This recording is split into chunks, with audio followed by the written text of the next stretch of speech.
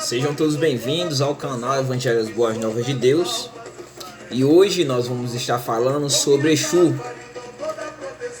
o guardião da comunicação.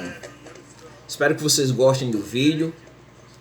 Espero que vocês também estejam acompanhando, né? Já falei sobre outros orixás nos vídeos anteriores. Venho falando progressivamente. E é interessante que vocês acompanhem todos eles, para que vocês a cada momento vocês se apropriem mais do conteúdo e possam compreender melhor os orixás, né? Cada um com sua característica, os adeptos, os filhos também com suas características, herdam as características do orixá, né? E se você for ver aí no canal, dentro da playlist, eu fiz uma introdução e trouxe um panorama tanto do Candomblé quanto da Umbanda, que são as duas religiões do quais cultuam a Exu, né? O orixá Exu. Então, eu já falei aqui, se você for ver aí, já falei sobre Iemanjá, já expliquei o que é a Macumba, falei sobre Ogum, Oxalá, Oxum, Pombagira, Xangô e agora nós vamos falar sobre Exu. Então tá todos eles na playlist aí do Candomblé, quanto também na playlist da Umbanda, do qual também eu trouxe um panorama sobre a religião. Espero que vocês estejam gostando do vídeo e também se apropriando da cultura religiosa, que é a intenção dos vídeos, né?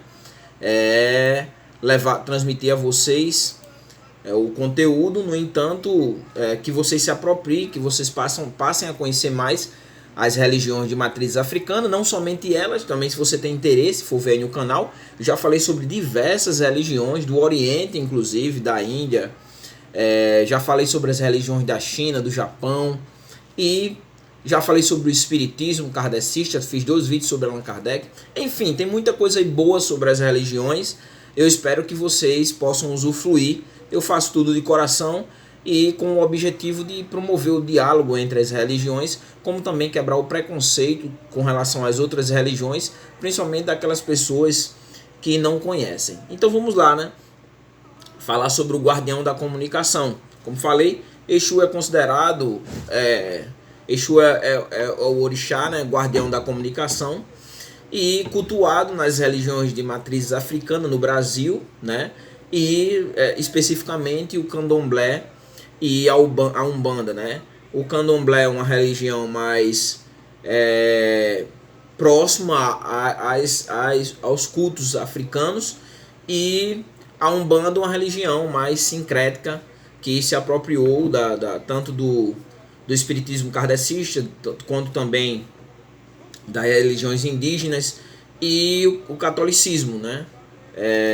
Então houve um sincretismo e surgiu a Umbanda, né? E no caso Exu, ele é cultuado, né, pelos seus adeptos como uma divindade, né? Assim como também você vê nos santos católicos, tem mais ou menos uma semelhança.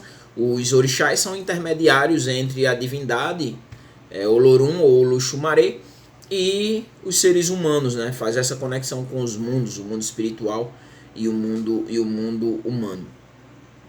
Exu, ele tem uma missão, né, como orixá. Cada orixá trabalha numa área da humanidade, né? Faz uma conexão, tenta fazer uma conexão, busca, né? Na verdade, a intenção é fazer essa conexão com os seres humanos e o transcendente, atuando em uma determinada área. Então, o Exu, ele faz a comunicação entre os seres humanos e o plano divino, né? Sendo assim, como comunicador, uma entidade de grande importância, de grande relevância para a religião, né? As duas religiões, o Candomblé e a Umbanda, né? E ele a representação dele é como esse intermediador, comunicador, né? Toda religião e as religiões as religiões de matriz africana, ela tem os seus rituais, assim como as religiões orientais, ocidentais e indígenas. Todas elas vão ter os seus rituais. E com as religiões de matriz africana também não é diferente, né? os orixás, eles recebem essa reverência, né? Se reverenciam, como fazem com os santos católicos, né? Até o sincretismo entre as religiões de matriz africana com o catolicismo, inclusive usando os santos para cultuar o seu orixá, utilizando os santos católicos. Depois a gente vai abordar mais à frente, vai fazer essa observação aqui. Então, dentro dos rituais existe a referência, é reverenciado o Exu, como também ele recebe oferendas, né?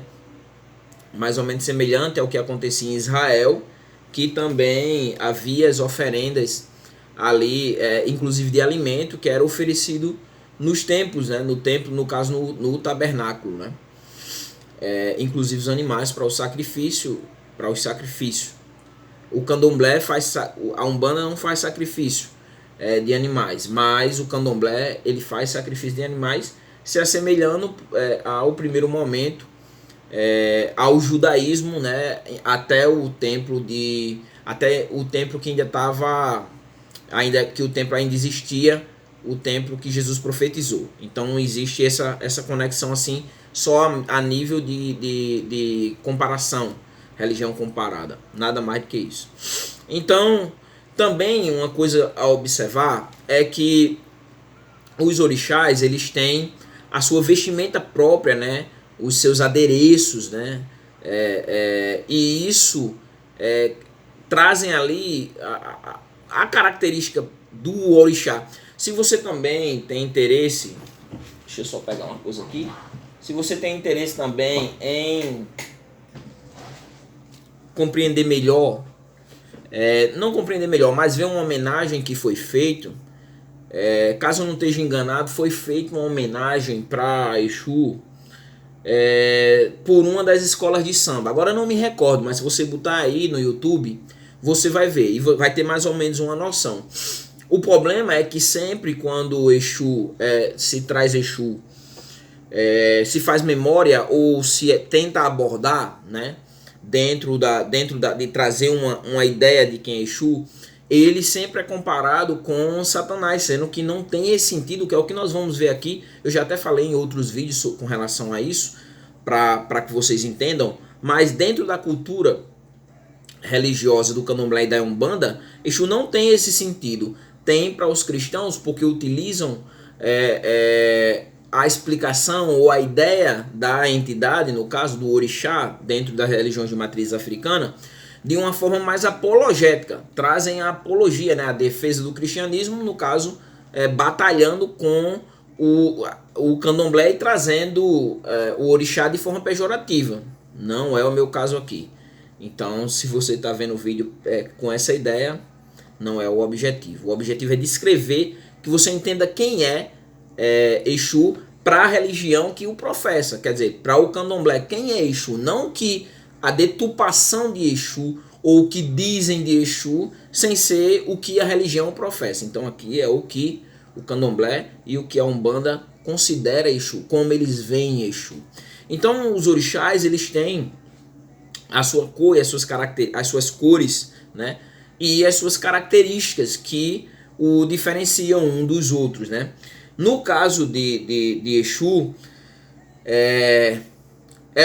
que inclusive as roupas, os instrumentos, né, da ritualística que é utilizado durante as oferendas e os trabalhos, né, ele utiliza. Então, qual é as cores de Exu? É o vermelho e o preto. Não sei se com referência, por essa referência às cores, o fato de deturparem, não sei. Bom, não vem ao caso aqui, né? Exu também, ele traz algumas características, né, para exemplificar dentro da teontologia, trazer a ideia de características humanas que compõem a divindade, que no caso o adepto acaba herdando essas características. Eu até falei no vídeo anterior, quando eu falei, eu apresentei exatamente isso, né? As características que foram herdadas, né? que o adepto, que o fiel, que o filho de santo, ele herda da divindade, né? Que se assemelha. Então, por exemplo, características humanas como proteção, justiça, paciência, força, disciplina, ambiguidade ou até mesmo pluralidade de sentimentos, né? Quando nós trazemos para Exu os traços de personalidades mais comuns que são associadas a ele é a disciplina, né? São características dele, a disciplina, a paciência e a proteção dos caminhos, né? Nós vamos ver isso um pouquinho mais lá na frente. Então, Exu, ele é tido como protetor fiel, né? O protetor fiel das pessoas que são devotas dele, que o cultuam, né? Então, ele promove essa proteção, né? Essa fidelidade ao seu adepto, né? E com isso, os adeptos do Candomblé e da Umbanda, eles são agradecidos, né? Pela proteção, a proteção de Exu. Dentro também da ritualística, na adoração, na veneração à entidade, ao orixá, normalmente existe um dia, né, um dos dias da semana que são um dia específico a esse orixá, né, como também uma data comemorativa. Então, todos eles têm. Então, assim, você vai ver que eu falei sobre cada um deles nos vídeos anteriores. Então, no caso de Exu, o dia dele é a segunda-feira, né? Segunda-feira é o dia de Exu. E a sua data comemorativa é 13 de julho, né? Também uma coisa que é interessante, que sempre eu repito para que assimile na cabeça de vocês, para que vocês entendam. Normalmente, quando os africanos eles vieram ao Brasil como escravos, né?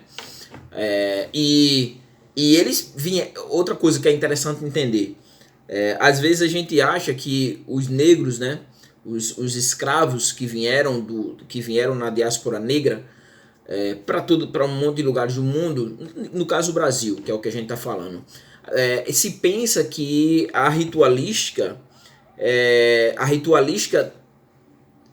existia uma religião só, vamos dizer assim, era uma única divindade, era uma única forma de culto. Até hoje na África, se você vai até a África visitar as tribos mais distantes, você vai ver que até a línguas faladas em lugares diferentes. Então existe toda essa pluralidade religiosa na África que foram trazidas para o Brasil, daí existir variações do candomblé, né? Eu tenho até um livro ali do Candomblé GG. Eu fiz até um vídeo aí, depois você dá uma olhada no livro. No livro eu fiz apresentei o livro, né? Fiz uma sinopse do livro e falei um pouco sobre o livro. É uma das variações do Candomblé. Então, dentro dessa ritualística, né, existe a data comemorativa, né, que esse orixá passou a ser comemorado o dia, assim como semelhante ao que acontece com os santos católicos, né? E para permanecer para aqueles, e esse dia é 13 de junho, né? O seu dia dedicado a ele é a segunda-feira e a data comemorativa é 13 de junho. Nesse sincretismo, como falei, para que eles pudessem exercer a sua fé, o seu culto, cultuando as suas divindades, no caso aos orixás, eles precisavam fazer um sincretismo, né? Representar, por exemplo, representar a sua divindade, no caso aqui Exu, com uma divindade católica, para que não houvesse desconfiança. Isso durou durante um período, mas quando eles tiveram liberdade de culto, eles passaram a sua independência. Hoje o candomblé, se você for até um local de culto do candomblé, um terreiro, você vai ver que é puro, não existe esse sincretismo mais com a Igreja Católica, que no caso é diferente na Umbanda, que já sincretiza com o catolicismo, as religiões indígenas, o espiritismo kardecista, né? E a religião de matriz africana, propriamente o candomblé. Essas religiões formam, no caso, a Umbanda, que é, no caso, diferente. Então, nesse sincretismo que foi feito com a igreja, com os santos da Igreja Católica, Exu é considerado como Santo Antônio. Santo Antônio, a representação de Santo Antônio. Então, outra coisa a observar, isso aqui é muito, muito interessante, é bem legal quando estava estudando, São as oferendas. Também os orixás, eles recebem oferenda, né? As oferendas que são oferecidas, né? Em forma de culto, em forma de buscar favores, em forma de buscar proteção, de buscar ajuda. Então, como somente oferendas em adoração à divindade. E as oferendas a Exu são feitas, né, em cruzamentos de ruas. Muitas vezes, quando as pessoas vêm no meio da rua, em uma encruzilhada, né, elas encontram ali uma oferenda e elas chutam, né? Isso é desrespeito à religião do outro, né? Ali acaba se tornando um local de culto protegido, inclusive pela Constituição, local de culto, né? Todos têm liberdade de culto. E ali está sendo um momento de culto quando é feito ali a oferenda, né? Muitas vezes vão de madrugada, meia-noite, horário que ninguém esteja na rua, porque eles não têm liberdade. Se for fazer no dia a dia, durante o dia vão ser atacados, vão ser ali massacrados ou perseguidos, né? Porque as pessoas não entendem. Daí então o objetivo de estar promovendo a cultura religiosa, não só todas as culturas de uma forma geral, contribuindo também com minha faculdade, né? Ter o prazer de estar me formando esse ano em ciência da religião. Então, para mim é gratificante fazer isso, né? É o que eu gosto, né? Aqueles que me conhecem aqui sabem que eu gosto de estudar as escrituras, né? No caso, por ser cristão. Mas, no entanto, quando me deparei com a ciência da religião, eu fiquei maravilhado. É um mundo maravilhoso, assim. Recomendo muito aqueles que gostam dessa temática de estudarem. Então, as oferendas são feitas, né, em cruzamentos, né? Em cruzamentos ou outros lugares semelhantes, né? Que no caso, para os adeptos, é chamado de encruzilhada. Essas encruzilhadas, né, é o local, né, que representa uma conexão entre dois pontos diferentes. Isso é muito massa, né? Faz a conexão entre dois mundos, o mundo terreno e o mundo espiritual. E quem é que faz essa comunicação? Exu. Daí ser na encruzilhada essa ideia de cruzar, né? De fazer essa conexão. Que no caso a encruzilhada ela tem essa ideia de fazer a conexão, né? Conecta você para um lado. É muito massa, não é assim? Você não, tenho certeza que você não sabia disso. Você, a menos que você seja adepto, você sabia. Mas você que não é adepto, você não sabia disso. E eu tô te passando, né? E no caso essa é a função de Exu. Quando nós nos voltamos para a atuação de Exu, nós temos, eu quero aqui abordar duas atuações específicas, né? Exu Tranca-Rua, eu quero falar sobre Exu Tranca-Rua e Exu Caveira. Exu Tranca-Rua é cultuado principalmente por suas características, né? E qual é as características de Exu Tranca-Rua? Abrir os caminhos desejados, né? No caso do devoto que o procura, ele vai abrir esses caminhos, né? E como também tem o poder de ajudar a vencer os obstáculos, né? Para que a pessoa consiga alcançar os seus objetivos. Então, essas pessoas vão cultuar a Exu Tranca-Rua. Mas quando você fala isso para um cristão, meu Deus do céu. Então, mas aqui você está aprendendo o que a religião crê e não o que você acha que é, entendeu? Somente por ouvir falar. E Exu Caveira, né? Conforme eu quero aqui trazer a visão da Umbanda sobre Exu Caveira, e de acordo com a Umbanda, Exu Caveira tem o atributo de proteção, né? E também ajuda, né, a se livrar das energias negativas, né? Como também Exu Caveira, ele auxilia os espíritos encarnados, quer dizer, aí aqui nós fazemos uma conexão, um sincretismo com o espiritismo kardecista, que crê na reencarnação. Então aqui dentro da Umbanda, nesse sincretismo,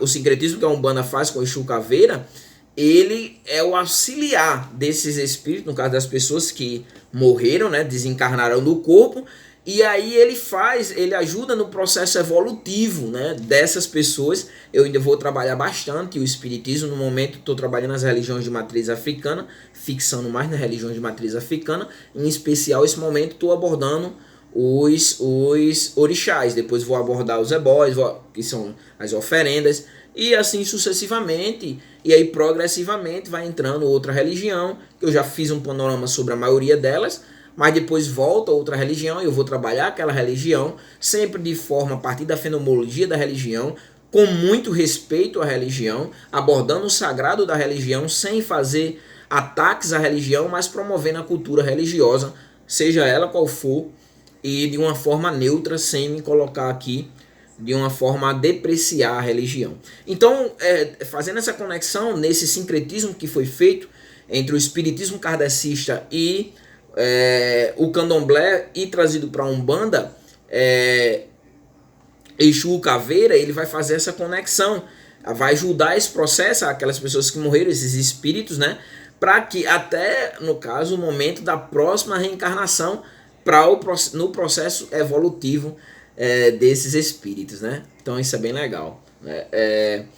Os filhos, quando nos voltamos para o adepto, né? O adepto das religiões de matriz africana, no caso, os filhos de Exu, né? Eles são chamados, os filhos, né? Os adeptos, eles são chamados de filhos ou filhas, do caso do orixá, no caso aqui de Exu, né? Os filhos e filhas de Exu, né? E acaba que isso determina algumas características da sua personalidade, né? Os filhos dos orixás, eles herdam personalidades dos orixás, como eu falei. E aí, as características que o filho de Exu ele herda da divindade, no caso, né, do orixá, ser pessoas alegres, pessoas muito intensas, né, carismáticas, né, com um bom senso de justiça, como também sensualidade, são pessoas sensuais, né, e muita paixão pela vida, tem muita paixão pela vida. Então daí as características adquiridas do orixá. Aí nós não podemos passar batido também na mitologia, né, na história, a história do orixá, né, no caso de Exu, né, e a história de Exu, ele teria sido mensageiro enviado por Oxumaré, ou Lorum, né, à Terra, durante o período ali da criação. Ele vem até a Terra, né, e ele vem com tarefas para fazer. E qual é a tarefa que ele veio? Uma de suas tarefas que ele veio para realizar. Ele veio conhecer o planeta, né? E aí, conhecendo o planeta, analisando, observando como que o planeta se encontra, ele acaba, né? Ele procura saber se o lugar é um lugar bom, se os seres humanos um lugar bom para os seres humanos e também para os orixás, né? Só que o que acontece? Depois ele chega à Terra, né? Ele é enviado com essa missão, e depois de chegar da Terra, ele decide não mais retornar, ele decide permanecer na Terra, né? Depois de um tempo, ele passa a ser um orixá e passa a ser cultuado, nesse caso, as religiões no candomblé e na umbanda. Todo orixá também, uma coisa que é importante entender, né? Espero que vocês estejam gostando. Uma coisa que é importante é que todo orixá, ele tem a sua saudação, né? E o de Exu é travou a língua, não trava a língua. Larauexu, acredito que a pronúncia seja essa, né? Então, o que seria a expressão, né? Larauexu, né? É a saudação à entidade. E o que significa, no caso, como nós poderíamos traduzir? Salve mensageiro, né? Já que ele é o guardião da comunicação, né? O mensageiro, né? Então, salve mensageiro. E essa expressão, ela é originária da língua iorubá, que os iorubás, né, foram os grupos étnicos africanos trazidos para o Brasil, né? Da região ali da Nigéria, né?